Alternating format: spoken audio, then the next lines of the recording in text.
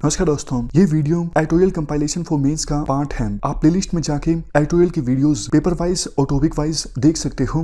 और अगर आप दिसंबर 2019 के बाद की वीडियोस को देखना चाहते हो तो वीडियो के नीचे मौजूद ज्वाइन बटन की सहायता से आप मेंबरशिप को ज्वाइन कर सकते हो।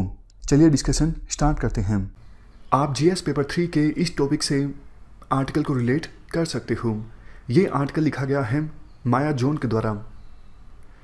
देखो, हमारे देश के शहरों में रेजिडेंशियल इलाकों में फैक्ट्रीज चलती रहती हैं इलीगल तरीके से, और उन इलीगल फैक्ट्रीज में ज़्यादातर माइग्रेंट वर्कर्स काम करते हैं।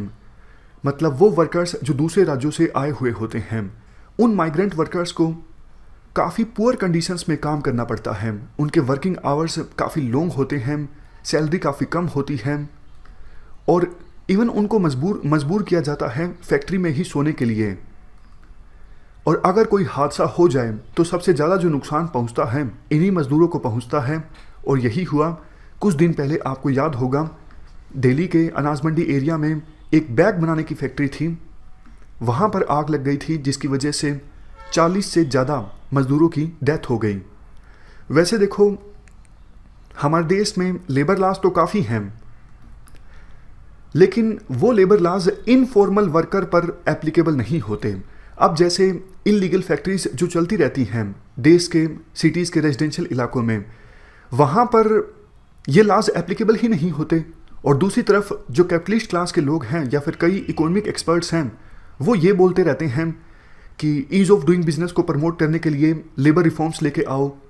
और दूसरी तरफ सिचुएशन ये है, वो लेबर लॉज एप्लीकेबल होते हैं सिर्फ ऑर्गेनाइज सेक्टर के वर्कर्स के लिए, फॉर्मल वर्कर्स के लिए। जबकि हमारे देश में 90% तो देखो इनफॉर्मल वर्कर्स हैं, सिर्फ 10% फॉर्मल वर्कर्स हैं। और बाकी जो ये 90% इनफॉर्मल वर्कर्स हैं, इनकी वेलफेयर के लिए वैसे तो सरकार काफ़ी सोशल सिक्योरिटी स्कीम्स चलाती हैं, लेकिन उनका इम्प्लीमेंटेशन काफ़ी ज़्यादा पुअर रहता है, जिस वजह से प्रॉपर लाभ नहीं हो पाता इनफॉर्मल सेक्टर के वर्कर्स को उन स्कीम्स का। देखो, जैसे जैसे किसी देश की इकोनॉमी ग्रो करती है तो आमतौर पे होता ये है, फॉर्मल सेक्टर एक्सपेंड करता है और इनफॉर्मल सेक्टर श्रिंक करता है। लेकिन हमारे देश में ऐसा नहीं हो रहा है। हमारे देश में इनफॉर्मल सेक्टर जो है अभी भी ग्रो हो रहा है। अभी भी हमारे देश में कॉमर्शियल इस्टेब्लिशमेंट्स में और इंडस्ट्रियल सेक्टर में बड़े स्केल पर कॉन्ट्रैक्ट लेबर की रिक्रूटमेंट होती है।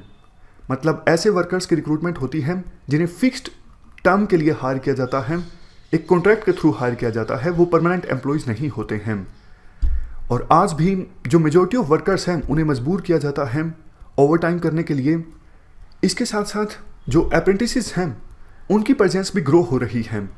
अप्रेंटिस, देखो आपने देखा होगा, कुछ कंपनीज फ्रेशर्स को रिक्रूट करती हैं। शुरुआत में उन्हें बोला जाता है हम आपको ट्रेनिंग देंगे, काम आपको करना पड़ेगा, लेकिन सैलरी आपको कम मिलेगी।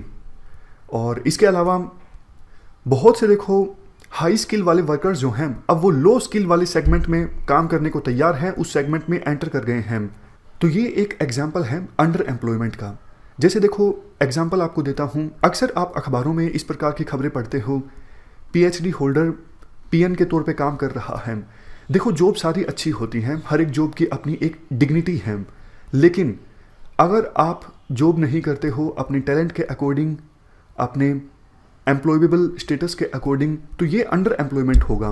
पीएचडी होल्डर कहीं और ज़्यादा बेहतर ढंग से कंट्रीब्यूट कर सकता है बजाय पीएन के काम करने के। Next point, trade union movement भी हमारे देश में काफ़ी ज़्यादा कमज़ोर है, जो कि वर्कर्स के हितों की आवाज़ ठीक से नहीं उठा पाई है। नेक्स्ट पॉइंट, देखो हमारे देश में एम्प्लॉयर और वर्कर्स के बीच के जो रिलेशनशिप हैं, यानी वर्क रिलेशंस हैं, उनका पहले तो अच्छे से रेगुलेशन होता था, लेकिन अभी बहुत सारे वर्क रिलेशंस ऐसे हैं जिनका डी रेगुलेशन हो गया है, जिनको स्टेट के द्वारा अभी रेगुलेट नहीं किया जाता। मैं आपको एग्जांपल की सहायता से बताता हूँ। एग्जांपल टेक्निकली रॉन्ग है, लेकिन सिर्फ समझने के लिए है। अभी देखो, वर्कर्स के द्वारा कितने घंटे काम किया जाता है और मिनिमम वेजेस कितने होंगे। पहले सरकार का बीच में इंटरफेरेंस होता था, लेकिन आज के समय में नहीं होता। ये सिर्फ समझने के लिए है। वैसे देखो, इन चीज़ों का तो आज भी रेगुलेशन होता है, लेकिन बहुत सारी ऐसी चीज़ें हैं जिनका पहले रेगुलेशन होता था, लेकिन अब डी रेगुलेशन हो गया है। अब सरकार के द्वारा उन्हें रेगुलेट नहीं किया जाता।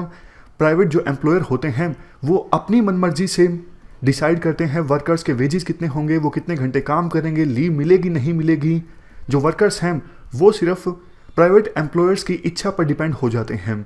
इसके अलावा देखो, अगर समय समय पर इंस्पेक्शन की जाती है लेबर ऑफिसर्स के द्वारा फैक्ट्रीज़ की कि क्या मज़दूरों को ख़राब कंडीशंस में काम करना पड़ रहा है, तो पता लग जाता है और कार्रवाई की जा सकती है उन फर्म्स के अगेंस्ट। लेकिन ईज़ ऑफ डूइंग बिजनेस को प्रमोट करने के लिए अब सेल्फ सर्टिफिकेशन का प्रावधान है। लेकिन आप सोच के देखिए, जो एम्प्लॉयर वर्कर्स को ख़राब कंडीशन में काम करवा रहा है, तो क्या वो सरकार को अपने ही इस काम के बारे में बताएगा? सरकार कहती है आप खुद ही सर्टिफाई कर दो कि आपके यहाँ सब कुछ सही चल रहा है। अब यहाँ पे कन्फ्लिक्ट ऑफ इंटरेस्ट है ना। जो प्राइवेट एम्प्लॉयर वर्कर्स को मजबूर कर रहा है ख़राब कंडीशंस में काम करने के लिए, वो खुद थोड़ी ना सरकार को बताएगा अपने सेल्फ सर्टिफिकेशन में कि मेरे द्वारा ऐसा किया जा रहा है। तो सेल्फ सर्टिफिकेशन की वजह से जो इंस्पेक्शन का रेजीम था, मैकेनिज्म था, वो काफ़ी कमज़ोर हुआ है।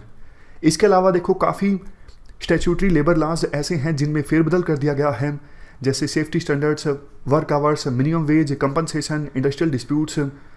इन सब में समय समय पर विभिन्न सरकारों के द्वारा फेरबदल किया गया और आज जो ये लॉज हैं काफ़ी ज़्यादा कमज़ोर हैं और इसके अलावा इनकी इम्प्लीमेंटेशन भी काफ़ी ज़्यादा पुअर है।